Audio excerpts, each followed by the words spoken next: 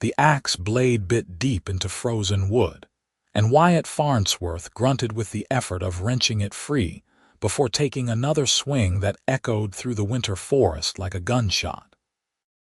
He had been working since dawn, his breath pluming white in the cold mountain air, and the pile of split logs beside his small cabin had grown satisfyingly tall.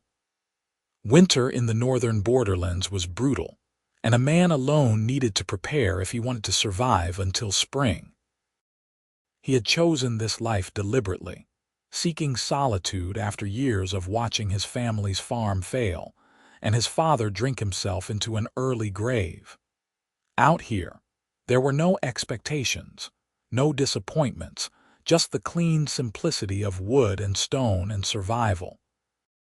He was lining up another log when movement at the edge of the clearing caught his eye. Wyatt froze, his hands tightening on the axe handle as he turned slowly toward the tree line. A figure stumbled from between two massive pines, and even from a distance, he could see the telltale green skin and hunched posture. An orc. His first instinct was to grab the hunting rifle propped against the cabin wall, but something stopped him.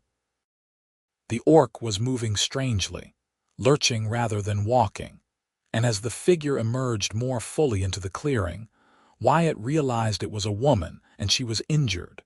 She made it perhaps 10 more steps before her legs gave out entirely. She collapsed face first into the snow, her dark hair splayed around her head like ink on paper, and she did not move again. Wyatt stood motionless for a long moment, his mind racing through his options. Every story he had ever heard about orcs painted them as savage raiders, mindless killers who would gut a man as soon as look at him.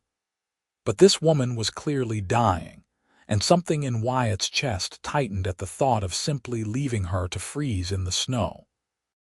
"Damn it all," he muttered, setting down the axe and trudging through the shin-deep snow toward her motionless form. Up close, she looked even worse than he had feared. Her clothes were little more than rags, torn and blood-soaked in several places. A deep gash ran along her left side, and her exposed skin was mottled with bruises and what looked like partially healed burns. Her tusks were small, barely protruding past her lower lip, and her face, though angular and distinctly orcish, held a vulnerability he had not expected. She was breathing, but each inhalation was shallow and labored. Wyatt knelt beside her and carefully rolled her onto her back. She was lighter than he expected, though still solid with muscle. Her eyes flickered open for just a moment, revealing amber irises that widened with what might have been fear before they rolled back and closed again. He could not leave her out here. Whatever the risk, he could not live with himself if he walked away. Getting her inside was an ordeal. She was dead weight, unconscious and unresponsive, and Wyatt had to half-drag, half-carry her across the clearing to his cabin. By the time he got her through the door, his arms were trembling and sweat was dripping down his back despite the cold. The cabin was small, just a single room with a stone fireplace on one wall, a rough-hewn table with 2 chairs, and his cot pushed against the far corner. He laid her down on the cot as gently as he could manage, then stood back, breathing hard and wondering what in the world he had just gotten himself into. The first priority was stopping the bleeding. Wyatt had basic medical supplies, things any frontier dweller kept on hand for emergencies, and he set to work with steady hands that belied his racing heart. He cut away the remains of her shirt, trying not to think about the impropriety of it, and cleaned the wound on her side as best he could. It was deep but clean, as if made by a blade rather than claws or teeth. Someone had done this to her deliberately. He stitched it closed with careful, even sutures, then wrapped her torso in clean bandages. Her other injuries were less severe but more numerous. Burns on her arms that looked days old, bruises across her ribs, cuts on her hands and forearms that suggested she had been fighting. He treated them all, working by the light of the fire until the sun had fully set and the cabin was warm with the heat of the flames. When he finally finished, he pulled a blanket over her and sat down heavily in one of his chairs, suddenly exhausted. She slept through the night without stirring, and Wyatt dozed fitfully in his chair, jerking awake every time the fire popped or the wind rattled the shutters. He kept his rifle close, not because he truly believed she would attack him, but because he did not know what else to do. In the gray light of morning, she looked less like a fearsome raider and more like a wounded creature fighting to survive. She woke on the second day. Wyatt was at the table, mending a torn shirt when he heard her shift on the cot.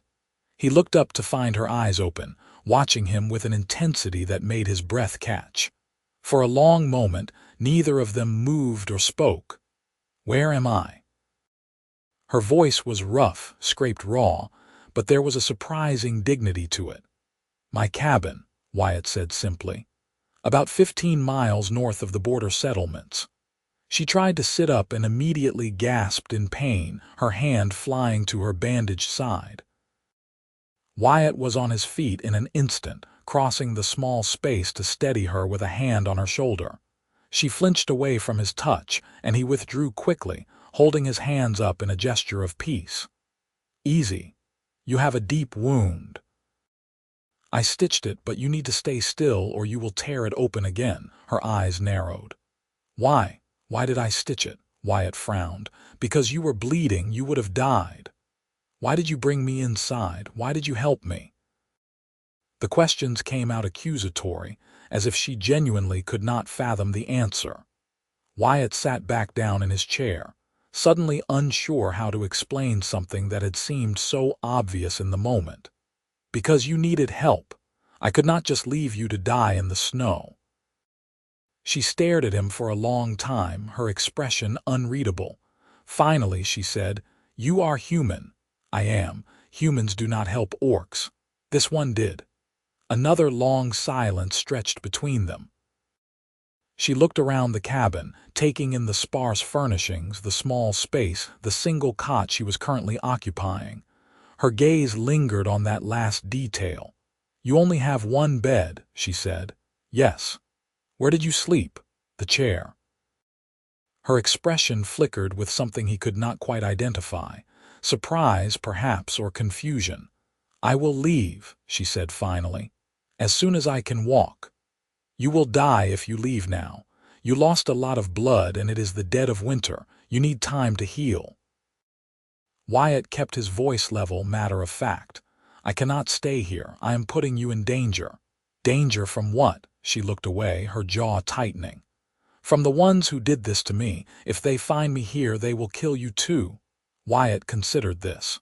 "Who did this to you?" "My clan." The words were bitter, laced with a pain that had nothing to do with her physical injuries. "I was cast out." "Why?" She met his eyes again, and this time there was a defiant tilt to her chin. "Because I refused to participate in a raid on a human village. Because I said killing farmers and their children was wrong. Because I am weak and foolish and do not belong among orcs." The last words came out choked, and Wyatt saw her blinking rapidly, fighting back tears. His chest tightened with an unexpected sympathy. He knew what it was like to be rejected by your own people, to feel like you did not fit anywhere in the world. "You are not weak," he said quietly. "It takes more strength to stand against your own people than to go along with something you know is wrong." She looked at him with surprise, as if she had not expected such words from a human. Then she turned her face away, and Wyatt thought he saw a tear slip down her cheek before she wiped it roughly away. "What is your name?" he asked after a moment, a pause. Then, "Tharka." "I am Wyatt." He stood and moved to the fireplace, ladling soup from a pot he had been keeping warm. "You need to eat. Keep your strength up." He brought her the bowl and a spoon, and she took them with obvious reluctance, as if accepting help from him was somehow shameful. but hunger won out over pride and she ate quickly, barely pausing for breath between bites. When she finished, she handed the bowl back without meeting his eyes. "Thank you," she mumbled. "You are welcome." Over the next few days, they settled into an uneasy coexistence.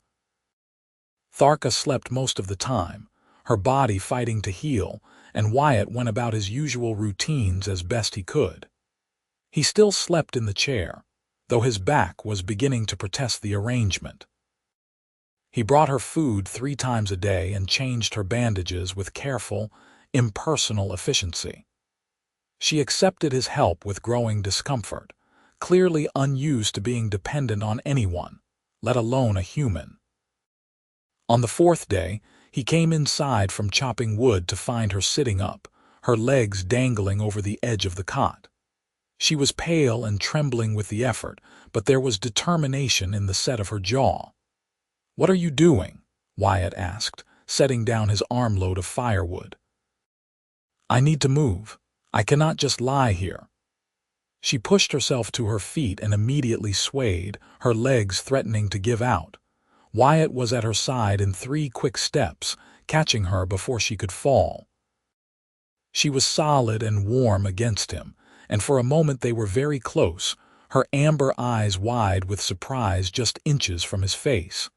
He could feel her heart pounding, or maybe it was his own. "You are not ready," he said softly. "I have to try." He wanted to argue, but he understood the need to feel capable, to not be helpless. So instead he said, "All right, but let me help you." He kept an arm around her waist, supporting most of her weight, and together they took slow, halting steps around the small cabin. It was exhausting work for her, and sweat beaded on her forehead, but she did not complain. They made 3 circuits of the room before her strength gave out completely and he had to help her back to the cot. "Better," she said, breathing hard. "Tomorrow I will go further." "Tomorrow you will rest," Wyatt countered. "You cannot push yourself too hard." She shot him a stubborn look, but she was too tired to argue. Within minutes, she was asleep again, and Wyatt stood looking down at her with an odd mixture of exasperation and admiration. She was fierce, this orc woman.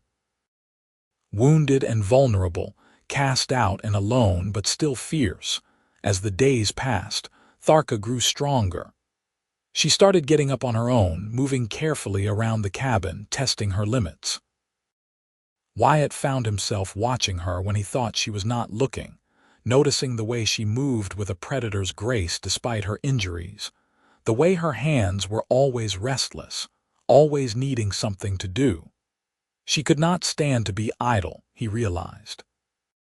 She helped with small tasks around the cabin, insisting on earning her keep despite his protests that she should rest. "I am not a charity case," she said sharply when he tried to stop her from scrubbing his cooking pot.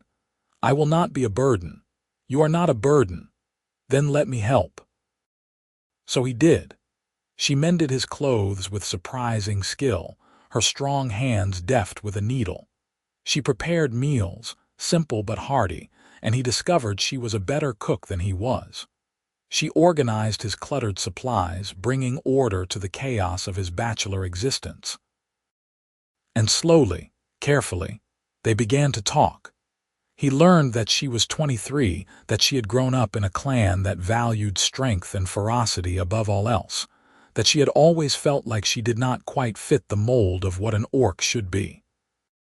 She was a skilled hunter and tracker, trained from childhood to survive in the harshest environments, but she had no taste for raiding or killing.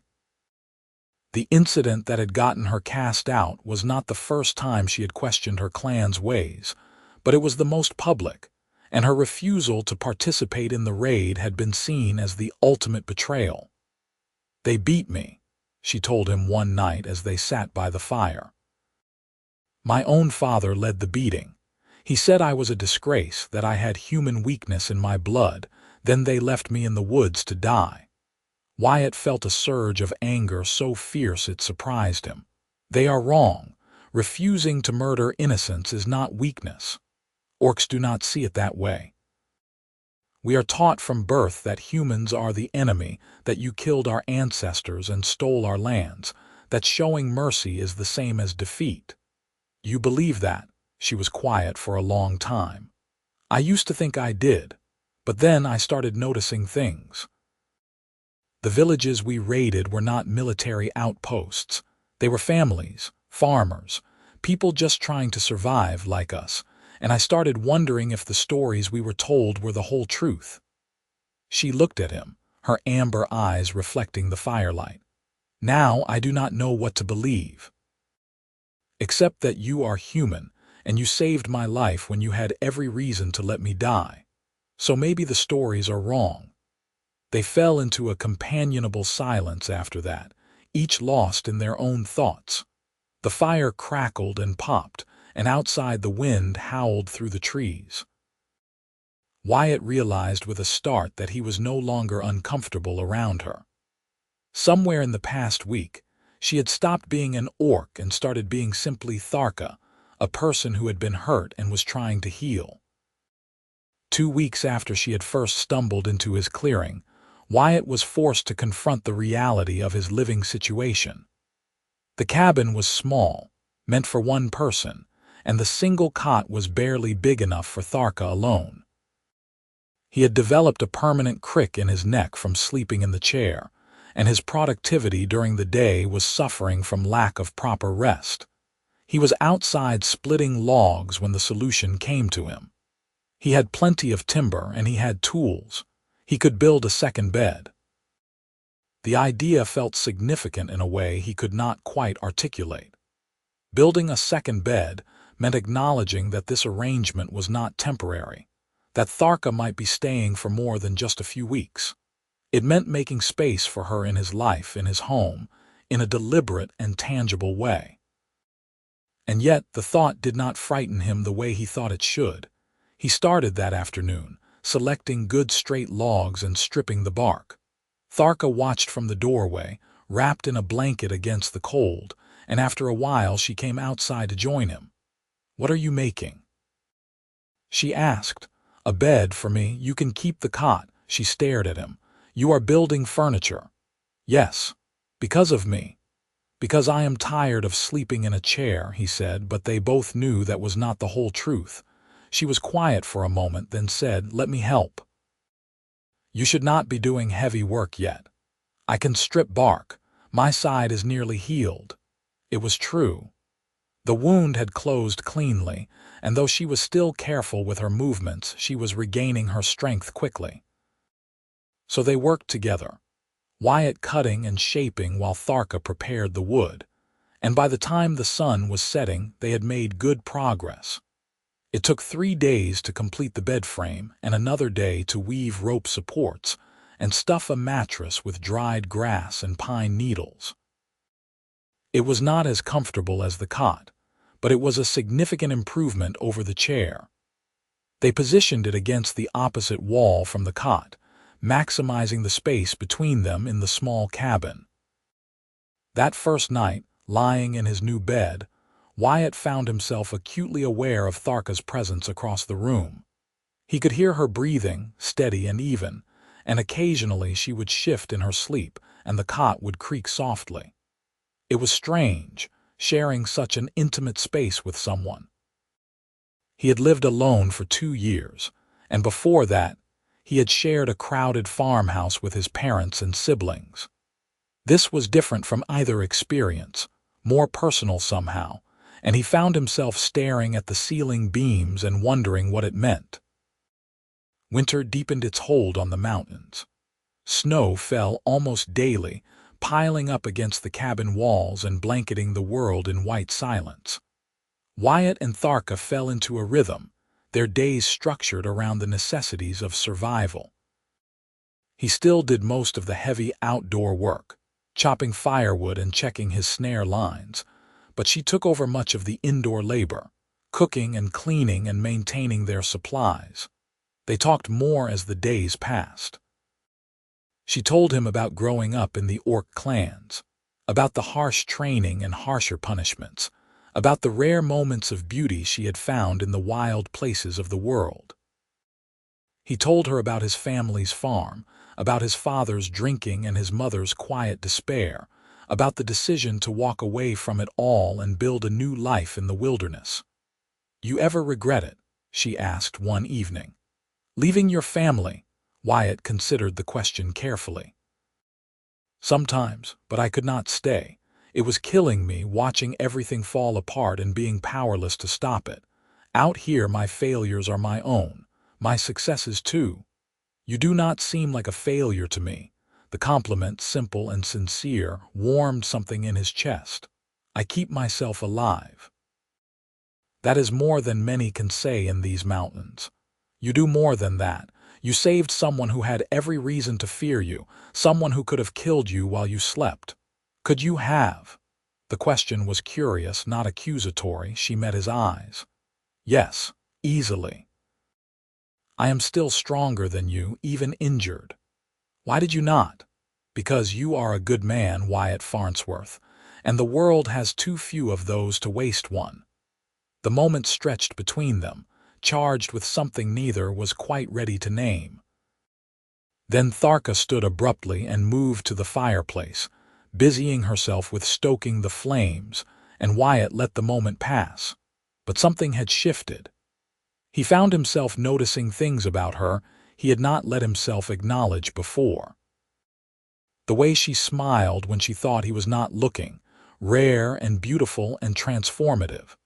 The strength in her hands and the grace in her movements. The intelligence in her eyes and the kindness beneath her fierce exterior. She was beautiful, he realized, and the thought terrified him. Tharka seemed to be going through her own internal struggle. He would catch her watching him sometimes, her expression unreadable, and when their eyes met she would look away quickly, a faint green flush darkening her cheeks. She became more careful about maintaining physical distance, as if she too had noticed the growing awareness between them and did not know how to handle it. One morning, nearly a month after her arrival, Wyatt went outside to find that the snow had finally stopped falling and the sun was shining weakly through thin clouds. The world glittered white and clean, and his breath caught at the beauty of it. He was standing in the clearing, just taking it all in when Tharka emerged from the cabin. She walked up beside him, and together they stood in companionable silence, watching the sun climb higher in the sky. Without thinking about it, Wyatt reached out and took her hand. She went very still, and he immediately regretted the impulse, starting to pull away. But then her fingers closed around his, strong and warm, and they stood there hand in hand in the snow, neither speaking, neither moving, both afraid to break whatever spell had fallen over them. "Wyatt," she said finally, her voice barely above a whisper. "Yes, I need to tell you something." His heart was suddenly pounding. "All right. I am falling in love with you." The words came out in a rush, as if she had been holding them back for a long time. "I know it is impossible. I know it is wrong. You are human and I am orc, and there is no future for us. But I cannot keep lying to you, lying to myself. You have been nothing but kind to me, and I am repaying that kindness by developing feelings I have no right to have." Wyatt turned to face her fully, his hand still clasped in hers. "What if I told you those feelings are not unwanted?" Her eyes went wide. "What?" "I have been trying not to feel this way," he admitted. "Trying to tell myself it was just proximity, just gratitude or loneliness or any number of reasonable explanations. But the truth is, I am falling in love with you too, and it terrifies me." "Wyatt, this cannot work.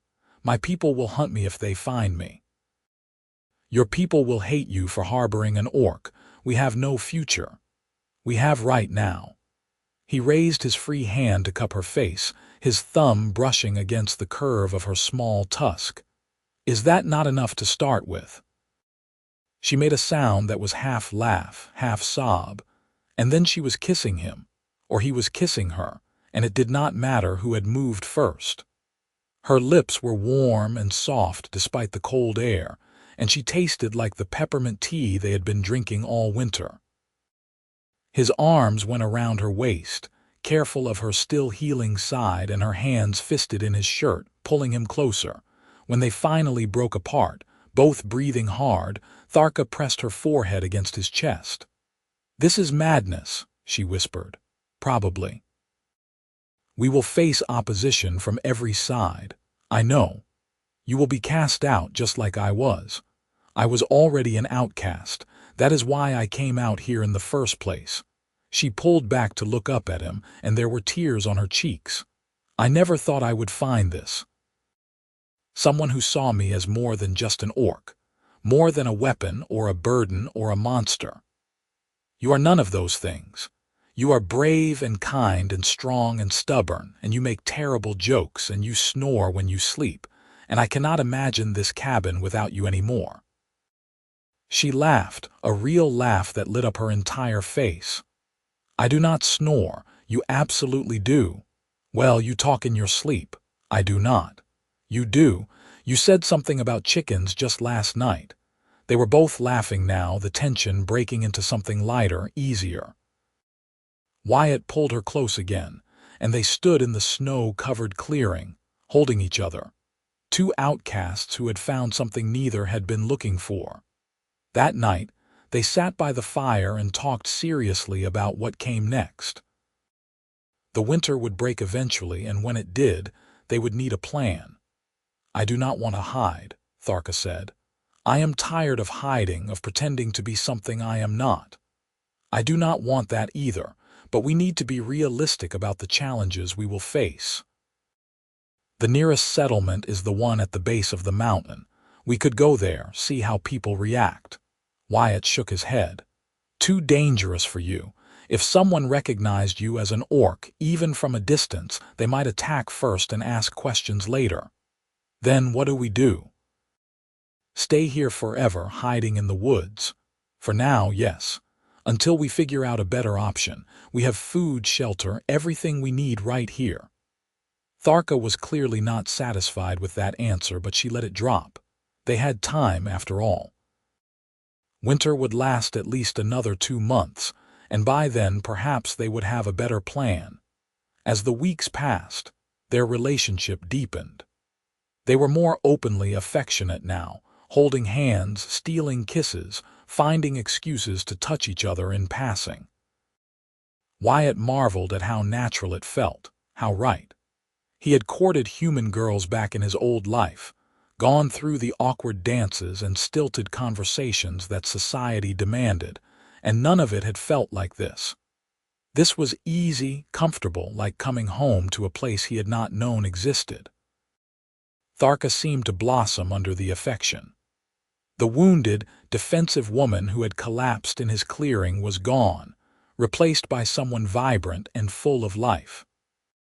She laughed more, smiled more, and sometimes Wyatt would catch her humming while she worked, some orcish tune he did not recognize but found beautiful nonetheless. But the respite from the outside world could not last forever. In early spring, when the snow was beginning to melt and the first green shoots were pushing up through the mud, trouble arrived at Wyatt's door. He heard the voices before he saw the people. He and Tharka were inside the cabin, and both froze at the sound of men shouting somewhere in the woods nearby. Wyatt moved quickly to the window, peering out through the shutters. "Hunters," he said quietly. "3 of them, and they are tracking something." Tharka's face went pale. "They are tracking me. My clan, they must have sent trackers when they realized I survived. Those are human voices. Then they are hunting orcs in general. Either way, if they find me here, they will kill me. Maybe kill you too for sheltering me." Wyatt's mind raced. The hunters were getting closer, their voices clearer now, and he could hear dogs barking. "Get in the loft," he said. "Now." The cabin had a small storage loft, barely more than a crawlspace, accessible by a ladder. Tharka climbed up quickly, and Wyatt pushed the ladder up after her, then grabbed a crate and positioned it beneath the opening as if he had been using it for storage. He smoothed down his shirt, took a deep breath to steady himself, and waited. The knock on the door came less than a minute later. Wyatt opened it to find 3 rough-looking men standing in his clearing, all armed with bows and knives. Their dogs were sniffing around the cabin, whining and pulling at their leads. "Help you gentlemen?" Wyatt asked, keeping his voice friendly but not too friendly. The lead hunter, a scarred man with a graying beard, nodded curtly. "We are tracking an orc. Wounded one female. Trail led this way. You seen anything?" "No," Wyatt said immediately. "I have not seen any orcs around here." "Your dogs seem interested in your cabin," another hunter observed. He was younger, with cold eyes that reminded Wyatt of his father when he was deep in his cups. "I had a deer carcass hanging here a few days ago. Dogs probably smell the blood." The lead hunter grunted, apparently satisfied with that explanation. "We will search the area if you do not mind." "Orc is dangerous, probably desperate. You living out here alone, you should know if there is a threat nearby." "I appreciate the concern," Wyatt said, "but I have not seen anything out of the ordinary, and I have been watching. Living alone out here, you learn to be observant." The hunters exchanged glances. Finally, the lead man nodded. "All right. But you keep your eyes open. You see any sign of an orc, you light a signal fire and we will come running. There is a bounty for this one. Killed several of her own clan before she fled." Wyatt forced himself not to react to the lie. "I will keep that in mind." The hunters moved off, their dogs still straining toward the cabin but eventually being pulled away into the forest. Wyatt stood in his doorway until they were out of sight, then shut the door and leaned against it, his heart pounding. "They are gone," he called softly. Tharka dropped down from the loft, her face tight with anger. "They said I killed my own clan. Lies. They need to justify the hunt somehow. This is not going to stop. They will keep coming back, keep searching, and eventually they will find me." Wyatt moved to her, taking her hands in his. "Then we leave. We go deeper into the mountains, somewhere they would not think to look, and live as fugitives forever. If that is what it takes." She pulled her hands free, pacing the small cabin like a caged animal. "I will not do that to you. You have built a life here. I will not ruin it. You are not ruining anything. You are giving me a reason to care about my life again. Wyatt, be reasonable. They will keep hunting me, and the longer I stay with you, the more danger you are in. The right thing to do is for me to leave, to draw them away from you. Absolutely not. It is not your choice. The hell it is not. You think I am going to let you walk out of here and get yourself killed after everything we have been through?" They stared at each other, both breathing hard, the tension thick in the air. Finally, Tharka's shoulders sagged. "I do not know what to do," she whispered. "I have spent my whole life knowing my place, knowing my purpose, even if I hated it. But now I have you, and I have no idea how to keep you safe while also staying with you." Wyatt crossed the distance between them and pulled her into his arms. "We will figure it out, together." "That is what you do when you love someone." She clung to him, her face buried against his chest. "I am so afraid, not of dying but of losing you, of something happening to you because of me." "Nothing is going to happen to me, or you, I promise." It was a promise he had no way of keeping, but in that moment, he meant it with every fiber of his being. The hunters returned twice more over the next week, each time searching the area more thoroughly. Tharka spent those tense hours hidden in the loft, or, once, buried under a pile of furs in the corner while Wyatt convinced the men he had just been skinning rabbits, hence the blood they smelled. Each visit left them both shaken and more convinced that they could not stay. They began preparing to leave. Wyatt packed supplies for a long journey, while Tharka used her tracking skills to scout potential routes deeper into the wilderness. They would go north, she suggested, up into the high peaks where few humans ever ventured. It would be a hard life, but they would be together, and they would be free. 2 days before their planned departure, everything went wrong. Wyatt was outside gathering water from the nearby stream when he heard Tharka scream. He dropped the buckets and ran back toward the cabin, his heart in his throat. As he burst into the clearing, he saw her being dragged toward the trees by 2 massive orc warriors, both easily twice her size. She was fighting like a wildcat, but they were too strong, and she was still not fully recovered from her injuries. "Let her go," Wyatt shouted, running toward them without thinking. One of the orcs laughed, a deep rumbling sound. "The human pet has a voice, kill him." The second orc released Tharka and turned toward Wyatt, drawing a wicked-looking blade. Wyatt had his hunting knife but no other weapon, and he knew with sick certainty that he was about to die.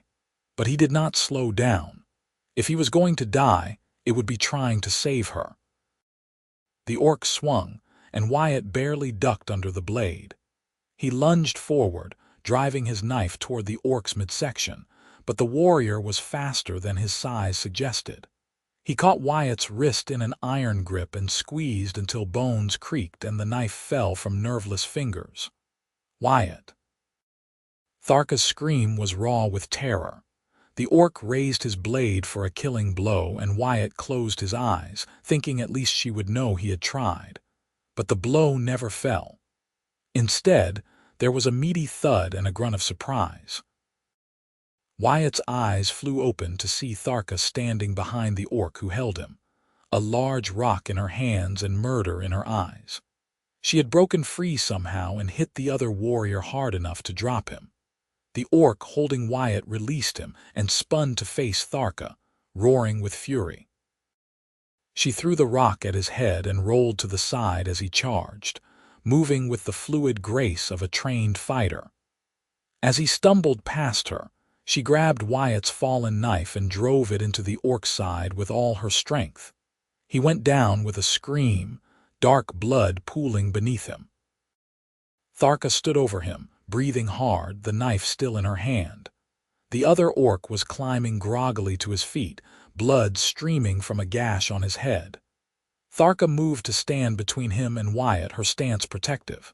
"Leave," she growled, "or I will kill you too." The orc stared at her with disbelief. "You would kill your own brother for a human. You stopped being my brother when you beat me and left me to die. Now leave, or I will finish what I started." For a long moment, the orc looked like he might attack anyway. But then he glanced at his fallen companion, saw the fatal wound, and backed toward the trees. "You are dead," he said. "Both of you. The clan will send everyone after you now. You cannot run far enough." Then he was gone, crashing through the underbrush, and Tharka dropped the knife with a sob. Wyatt caught her as her legs gave out, holding her while she shook with reaction. "I killed him," she whispered. "I killed my brother. You saved my life. He was my blood, and I killed him." Wyatt had no words that could make this better, so he just held her, letting her grief pour out in broken sobs against his shoulder. When she finally quieted, he helped her back into the cabin and sat her down by the fire. "We have to leave now," he said gently. "If what he said is true, they will send more hunters," she nodded numbly. "I know." They worked quickly, gathering what supplies they could carry and abandoning the rest. The cabin that had been Wyatt's home for 2 years was left behind, along with the life he had built there. But as they walked into the forest, Tharka's hand in his, he found he did not regret it. His life had been empty before her. Now it was dangerous and uncertain, but it was full. They traveled north for 3 weeks, moving as quickly as Tharka's stamina would allow. She knew the wilderness in ways Wyatt never could, reading signs in the forest that were invisible to his human eyes. She led them along game trails and hidden paths, always staying ahead of any pursuit. As they traveled, they talked about what came next. The high peaks she had mentioned were still weeks away, and even once they reached them, they would need a plan for survival. They could not simply hide forever. What if we did not hide? Wyatt said one night as they huddled around a small fire. What if we found a way to make people see that orcs and humans do not have to be enemies? Tharka looked at him like he had lost his mind. How would we do that? I do not know. But there have to be others like you, orcs who do not want to raid and kill. And there have to be humans who would be willing to see orcs as people rather than monsters. We could find them, bring them together somehow. That is a beautiful dream, Wyatt, but it is just a dream. Maybe, but what is the alternative? Spending the rest of our lives running and hiding. Never feeling safe. I want more than that for us. She was quiet for a long time, staring into the fire. My mother, she said finally, before she died, she used to tell me stories. Not the usual orc stories about battle and glory, but stories about the old days before the wars. She said there was a time when orcs and humans lived side by side, when we traded and shared knowledge and even intermarried. She said the wars started because of a misunderstanding, and that both sides were too proud to back down once the fighting began. You think that is true? I do not know, but I would like to believe it. I would like to believe that what we have is not some strange aberration, but something that could be normal again. Then let us try to make it normal. She smiled, sad but hopeful. You are an idealist, Wyatt Farnsworth. And you are a realist, Tharka. Between the two of us, maybe we can accomplish something. They reached the high peaks in early summer. The mountains were beautiful in a harsh, unforgiving way, all gray stone and stunted trees and thin air that burned in the lungs. But they were also remote and defensible. And for the first time since fleeing Wyatt's cabin, they felt like they might be safe. They found a cave, large and dry and well hidden, and began the work of turning it into a home. Wyatt built a fire pit near the entrance and fashioned crude furniture from fallen logs. Tharka hunted and foraged, bringing back meat and edible plants. They worked well together, each contributing their own skills, and slowly the cave began to feel less like a hiding place and more like a home. One evening, as the sun was setting and painting the peaks in shades of orange and gold, Wyatt realized he had something he needed to say. Tharka, come here for a moment. She looked up from the rabbit she was skinning, curious. What is it? He took her hands in his, suddenly nervous in a way he had not been since he first confessed his feelings. I know we have been living day to day, just trying to survive, but I want you to know that this is not temporary for me. What I feel for you, it is not going to change. And I want a future with you, a real future. Her eyes were wide. Wyatt, I do not have a ring, and this is probably the worst proposal in history, but I am asking anyway. Will you marry me? Or, well, I do not know if orcs have marriage, but whatever the equivalent is. Will you be my partner, my wife, for the rest of our lives? For a moment she just stared at him, and he wondered if he had made a terrible mistake. But then she was laughing and crying at the same time, pulling him close and kissing him hard. Yes, she said against his lips. Yes, you ridiculous, wonderful human. Yes.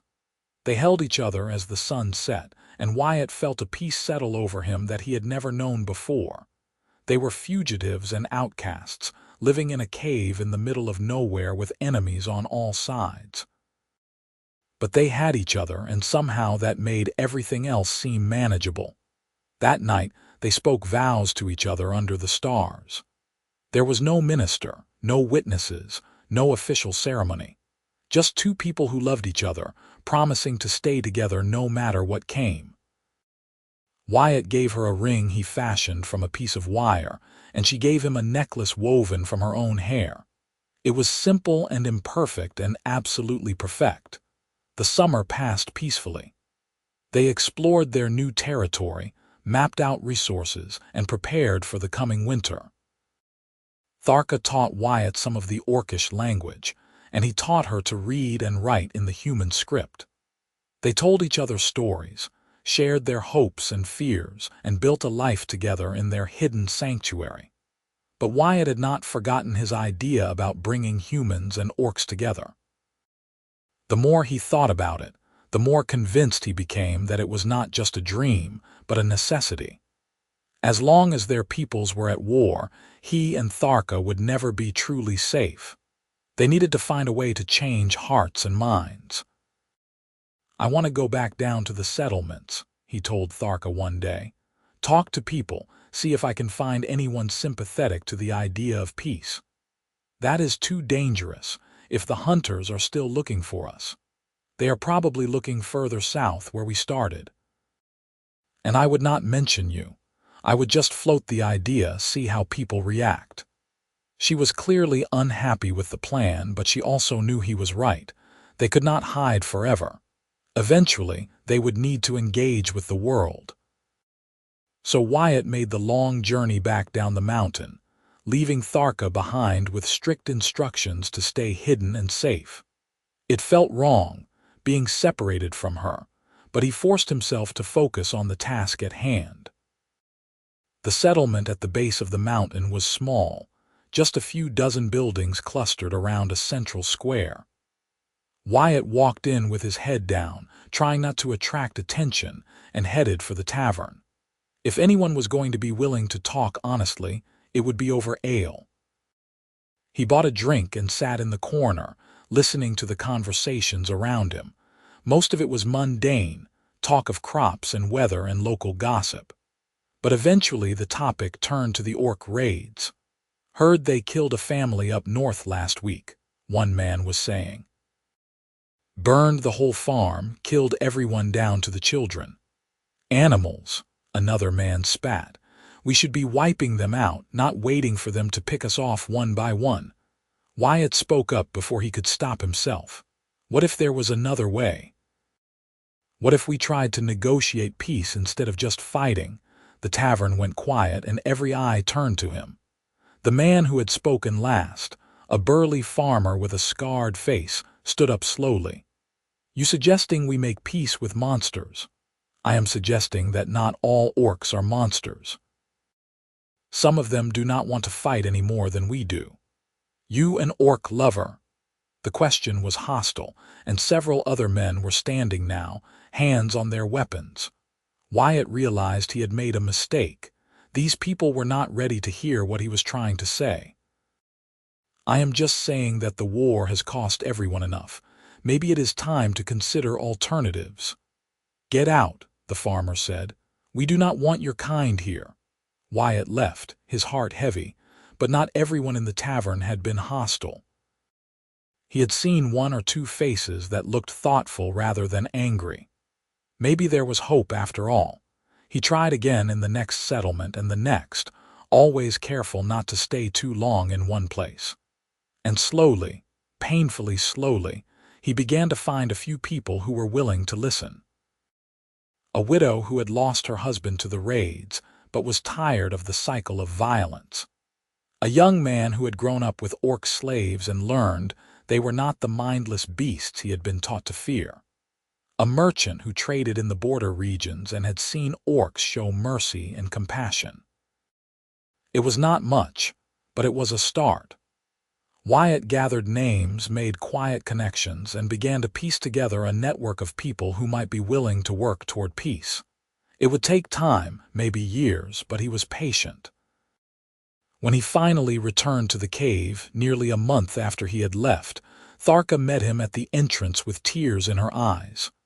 "I thought you were not coming back," she whispered, throwing her arms around him. "Never. I will always come back to you." He told her about his journey, about the people he had met and the fragile hope he had found. She listened with a mixture of pride and worry. "It is a good start," she said, "but it is going to be dangerous. People on both sides will see this as betrayal.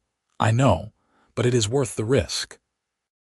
Over the next year, Wyatt made several more trips down the mountain, each time expanding his network and building bridges between sympathetic humans. Tharka, meanwhile, began reaching out to orcs she thought might be open to the idea of peace. There were not many. Her people were even more resistant to change than the humans, but she found a few. Outcasts, mostly, like herself. Orcs who had been cast out for showing mercy or questioning their clan's ways. Slowly, carefully, they began organizing secret meetings. Just a few people at first, humans and orcs willing to talk to each other rather than fight. The meetings were tense and awkward, with centuries of mistrust hanging heavy in the air. But they talked, and that was something. At one such meeting, an orc warrior named Gortha stood up and addressed the group. "I fought in the raids," he said bluntly. "I killed humans. I am not proud of it, but it is the truth. I was taught from childhood that it was my duty, my purpose. But then I was captured by human soldiers, and instead of killing me, they took me prisoner. I expected torture, death. Instead, they gave me food and water. They treated my wounds, and when the war chief offered an exchange of prisoners, they sent me back unharmed." He paused, his voice rough with emotion. "I realized then that I had been lied to, that humans were not the mindless monsters I had been told about, and if I had been lied to about that, what else was false?" His words sparked a discussion that lasted hours. Other orcs came forward with similar stories, moments when humans had shown unexpected mercy or kindness. Humans shared their own experiences, encounters with orcs that did not fit the savage stereotype. And slowly, painfully, the two groups began to see each other as people. It was not all smooth sailing. There were arguments, moments when old prejudices flared up and threatened to tear apart the fragile peace they were building. But Wyatt and Tharka were always there, mediating, encouraging, refusing to let either side give up. 2 years after they had fled Wyatt's cabin, the group had grown to nearly 50 people, split evenly between humans and orcs. They met regularly in a hidden valley halfway between the human settlements and the orc territories, a neutral ground where everyone felt relatively safe. At one such meeting, Wyatt stood before the assembled group and proposed something radical. "We have been meeting in secret for 2 years now," he said, "and that has been necessary because our peoples were not ready for this. But I think it is time to stop hiding. I think it is time to show the world that humans and orcs can live together in peace." "How do you propose we do that?" asked an elderly human woman who had lost 3 sons to the raids. "We build a settlement, here in this valley. A place where humans and orcs live side by side, where we prove that cooperation is possible." The reaction was mixed. Some were excited by the idea, others terrified. But after much debate, the group agreed to try. They would build their settlement, their proof of concept, and hope that others would follow. The work took months.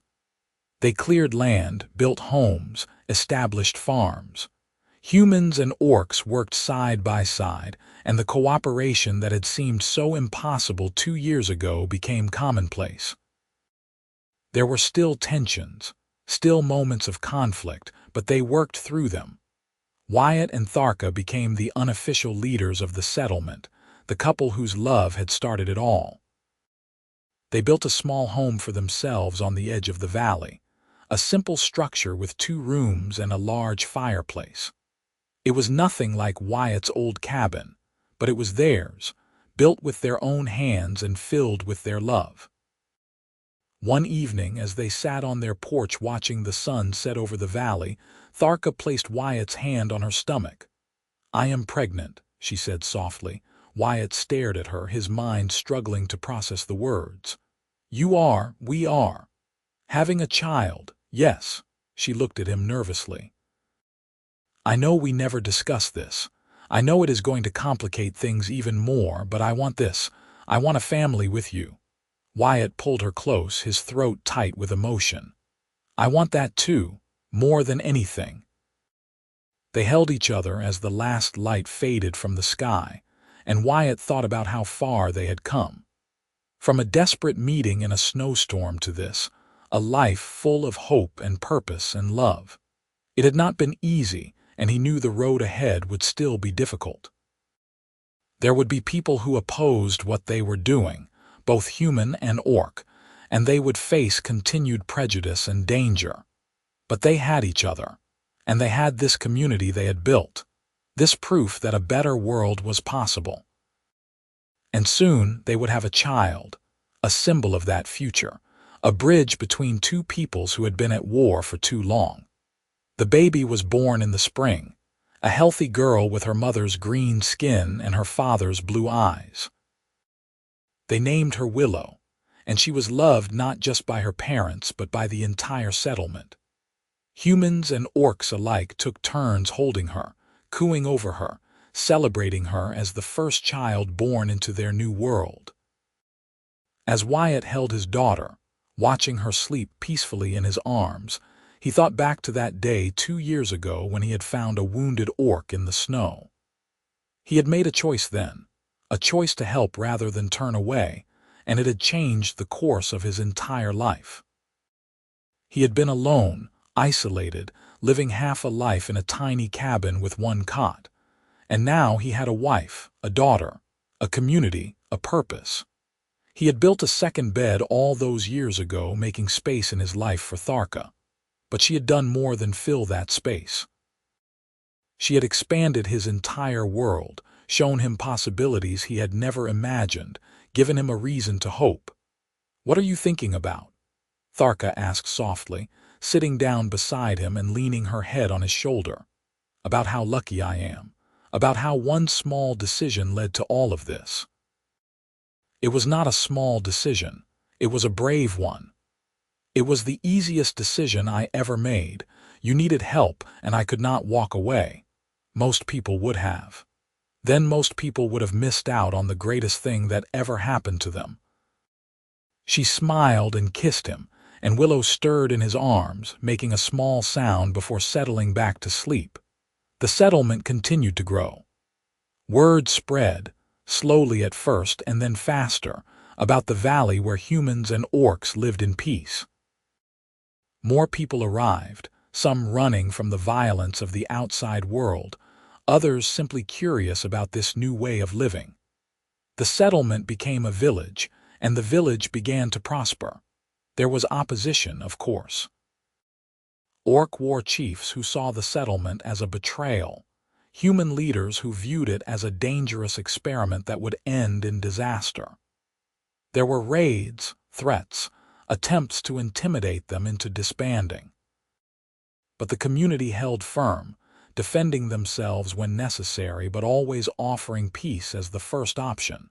And gradually, attitudes began to shift. Other villages started tentative outreach to nearby orc clans. Trade agreements were negotiated. Peaceful contacts increased.